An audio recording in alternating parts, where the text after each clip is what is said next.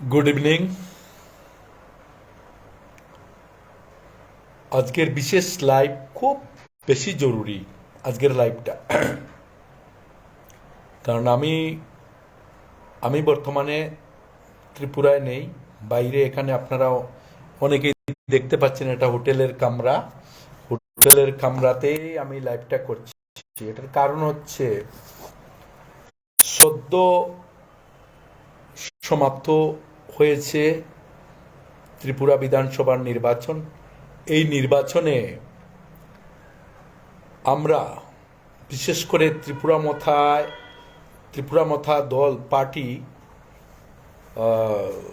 মাইনরিটিতে দুইটা ক্যান্ডিডেট দিয়েছিলেন মহারাজা। কথাটা আসছে এখান থেকে।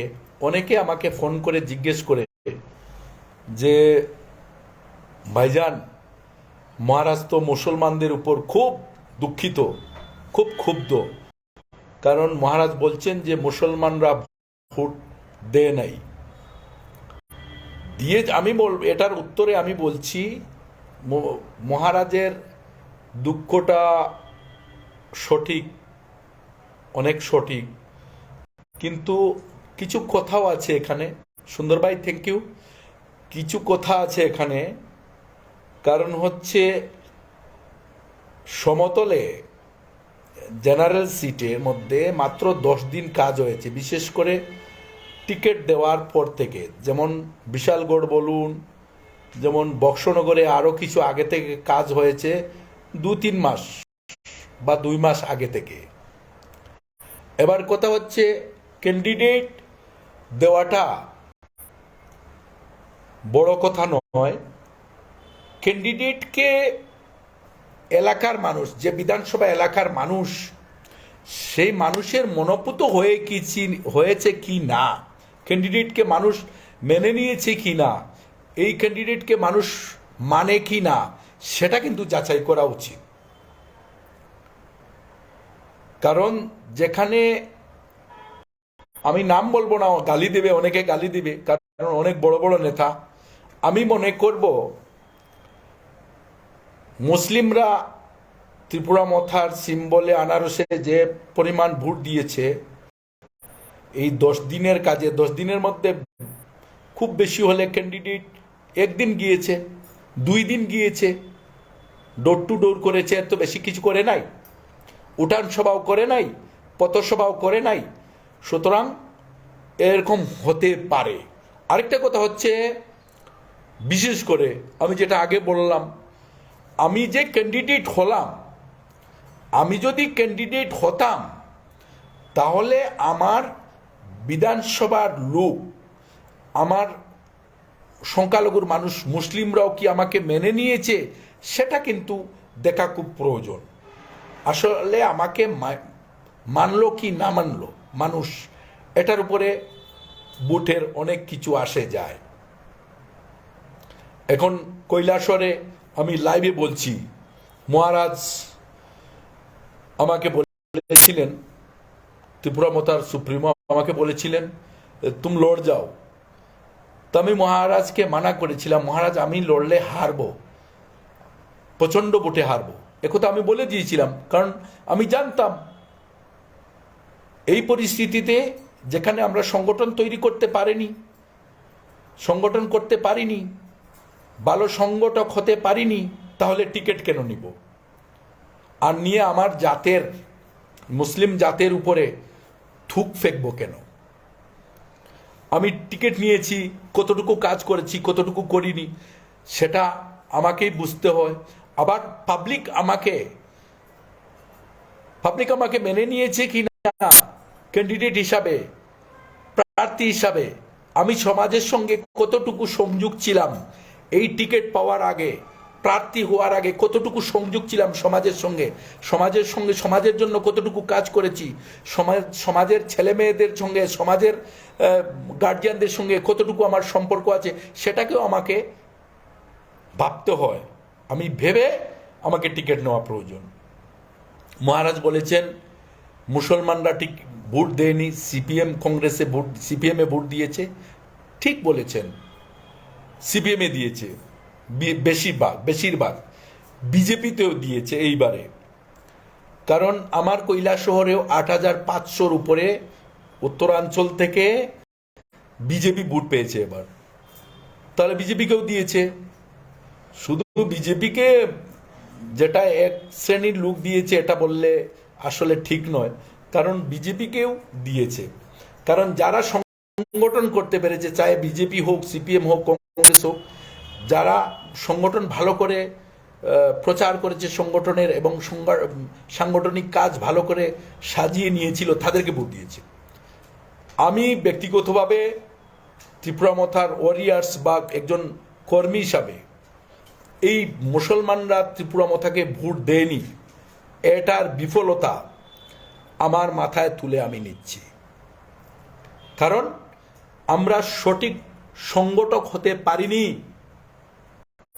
আমরা সংগঠনের কাজ করতে পারিনি। সুতরাং আমরা সংগঠনের কাজ করতে পারিনি বলে আমার জাতিকে আমি যদি মির্জাফর বলি, তে আমি আরো বড় মির্জাফর, আমি আরো বড় মির্জাফর। সুতরাং আমি সবার কাছে মাফ চেয়ে নিব, কথাটা একটু কড়া কথা হয়ে গেছে। আমি আবারও বলছি, আমি সঠিক সংগঠক হতে পারিনি। আমরা সঠিক সংগঠক হতে পারিনি বলি আমরা ভোট কালেকশন করতে পারিনি। কমলপুরে কাজ করেছি, চরিলামে কাজ করেছি, অনেক জায়গায় কাজ করেছি। এটা আমার অভিজ্ঞতা হয়েছে যে আমরা এই নির্বাচনে বা টিকিট পাওয়ার আগে আমরা কখনো কেউ গ্রামে যায়নি যে এবার ত্রিপুরা মথা টিকিট দিবে আর আমরা একটা সংগঠন করতে হবে, বুথ কমিটি করতে হবে, এসব করতে হবে। অনেক জায়গায় তো বুথ কমিটি করা, কোনো জায়গায় বুথ কমিটি করা হয়নি, শুধু মোবাইলে বসে বসে বুথ কমিটি করেছে। আমি একজন ক্যান্ডিডেটকে জিজ্ঞেস করলাম, ভাই আপনি তো বলেছিলেন আপনি জয়ী হবেন, তাহলে এত বুথ কারণ কি? বললো আমার সঙ্গে যারা ছিল তারাও ভোট দিইনি। মানে তুমি তাহলে তাকে ম্যানেজ করতে পারোনি। সুতরাং আমার জাতের অপরাধ নয়, মুসলিম জাতির অপরাধ নয়, যারা লিডার ছিল, যারা ক্যান্ডিডেট ছিল তারা অপরাধী। কারণ তারা মানুষকে সঙ্গে নিতে পারেনি, মানুষকে কাছে টানতে পারেনি, সংগঠন তৈরি করতে পারেনি। তার কারণেই আজকে এই অবস্থা হয়েছে। জেনারেল এরিয়াতে মুসলিমদের ভোট এসেছে, যেখানে 500 সেখানে 100 এসেছে, যেখানে 600 এখানে 30 এসেছে, যেখানে মুসলিমরা 6000 2000 ভোট, সেখানে 37 ভোট এসেছে। আমি নাম বলবো না, জায়গার নাম বলবো না, কিন্তু আমাদের প্রার্থী সেখানে বিজয়ী হয়েছে, তাকে আমি ধন্যবাদ জানাই। আমি আরেকটা কথা বলছি, কি যেন নাম, একটা ছেলে বা অন্যান্য কয়েকটা ছেলে শুধু একটা বাজে কথাবার্তা বলছে। আমি সবাইকে আমি অনুরোধ করে বলছি, নিজের দোষটা নিজে এটাকে রিসার্চ করো। কি করলে তোমার কি হতো, কি করলে তুমি ভোট পেতে, কি করলে তোমার প্রার্থী বিজয়ী হতো। আন্দাজে তো কেউ ভোট দিবে না। ভোটের আগে মানুষের সঙ্গে সংযোগ রাখতে হয়, মানুষের সঙ্গে ভালোবাসার যে একটা সম্পর্ক সেটা তৈরি করতে হয়। আমার দলের সমস্ত কিছু মানুষকে বলতে হয়। আমরা দলের সরকারে আসলে আমরা কি করব মানুষের জন্য, সে কিছু বলতে লাগে, সব কিছু বলতে লাগে। সুতরাং আমার লাইভ অনেক দেরি হয়ে গেছে, যারা দেখছেন সবাইকে ধন্যবাদ। রহিম ভাই দেখছে, আব্দুল হান্নান, আব্দুল রকিব, সুন্দর ভাই দেখছে, আরো অনেকে দেখছে। সবাইকে যারা যারা দেখছে সবাইকে আমি ধন্যবাদ জানাই। আপনারা বেশি করে শেয়ার করবেন। অ্যাকচুয়ালি আমরা যে মাইনরিটি এরিয়াতে আমরা বিফল হয়েছি, তা নিয়ে এই বিফলতা মাইনরিটিদের বিফলতা নয়, এটা আমরা যারা কাজ করেছিলাম, আমরা যারা ত্রিপুরা মথার জন্য কাজ করেছিলাম, ত্রিপুরা মথাকে ভালোবেসে ত্রিপুরা মথার জন্য দিনরাত কেটেছি, এটা আমাদের অপরাধ, মাইনরিটিদের অপরাধ নয়, এটা আমার জাতের অপরাধ নয়। এটা আমি ব্যক্তিগতভাবে আমি আফতাব আলী, আমার অপরাধ। আরও যারা এরকম করে কাজ করেছে, আমরা সঠিক মতো কাজ করতে পারিনি, সঠিক মতো মানুষের কাছে আমাদের বার্তা পৌঁছে দিতে পারিনি, সঠিক মতো আমরা মানুষকে আমাদের কাছে টানতে পারিনি, সেই কারণে আমরা এরকম ভোট পাইনি, মার্জিনেবল ভোট পাইনি। সুতরাং এটার দোষী আমরা, আমার জাত দোষী নয়। সুতরাং থ্যাংক ইউ সবাইকে, বেশি বেশি করে শেয়ার করে এই কথাটা সবাইকে ইয়ে করবেন। আর যদি কেউ মনে করে যে আমরা আসলে কাজ করেছি কিন্তু সঠিক মতো কাজ করতে পারিনি, ঠিক মতো কাজ করতে পারিনি, ঠিক মতো মানুষের কাছে পৌঁছতে পারিনি, ঠিক মতো 10 দিনের মতো কাজ সময় পেয়েছি, মাত্র একদিন মানুষের কাছে গিয়েছি, এর চেয়ে বেশি কাজ করতে পারিনি, এর চেয়ে বেশি কাজ করতে পারিনি। এর জন্য দোষী আমার জাতি নয়, দোষী আমি, আমার মতো আরো যারা ছিল এরা দোষী।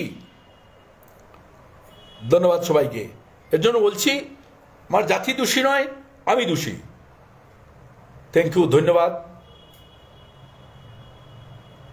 আমার কথায় যদি কেউ কারো খারাপ লেগে থাকে আমার কথাগুলো, তাহলে আমাকে অবশ্য ক্ষমা করে দিবেন, কারণ অনেক আবেগপূর্ণ কথা, এই কথাটা না বললেই হতো না। এমনিতেই আমি ক্যান্ডিডেট হয়ে দাঁড়িয়ে আছি, হঠাৎ করে টিকিট পেয়ে গেছি 12টায়, কি বলে 2 তারিখে টিকিট, আমি এরিয়াতে গেলাম, আমি টিকিট পেয়ে গেছি ত্রিপুরা মাথা থেকে, আমাকে ভোট দিন। সংগঠন নাই, তোমাকে এমনিতে ভোট দিবে। 2 মাস 6 মাস আগে থেকে কাজ করতে করতে করতে মানুষ 1 বছর 2 বছর 15 বছর ধরে কাজ করে জিততে পারেনি, হঠাৎ করে এমএলএ হয়ে যাবেন। কার দোষ ওটা? ওটা আমার জাতির দোষ নয়। মুসলমান পাতলা সিংলার মতো যেদিকে ভালোবাসা পায় সেদিকে এরকম নুইয়ে থাকে, যার সঙ্গে ভালোবাসা পায় তার সঙ্গে এরকম নুইয়ে থাকে। সুতরাং আমার জন্য দোয়া করবেন। আমি বর্তমানে রাজ্যে নই, আমার ইয়েতে নেই, আমি অনেক দূরে আছি। হয়তো কিছুদিন আমার ওইটা দাও তো, মেসটা দাও, আর ইয়েটা দাও, ওই মেসটা দাও। আমি সবার কাছে অনুরোধ করব, আমার কথায় যদি কারো খারাপ লেগে থাকে, আমার কথাটা যদি কারোর কাছে কড়वा হয়ে থাকে, लेकिन सच बहुत कड़वा होता है। सच बात हजम करने के लिए, डाइजेस्ट करने के लिए आत्मा चाहिए, अपना जिगरा चाहिए। सच बात को हजम करने के लिए जिगरा। झूठा, बेईमानी, फारेबी, मकारी बात कह सकते हो, लेकिन उसको आपका मतलब ये पटवारी है सकता है। अपना जिगरा, सच बात कहने के लिए जिगरा चाहिए, और सच हजम करने के लिए भी जिगरा चाहिए। थैंक यू, ধন্যবাদ সবাইকে যারা দেখছেন, রায়হান কাজী আরো যত দেখছেন সবাইকে বেশি বেশি করে শেয়ার করে আমার কথাটা ছড়িয়ে দিবেন, কারণ আমি একজনকে বিশ্বাস করি, কাউকে না।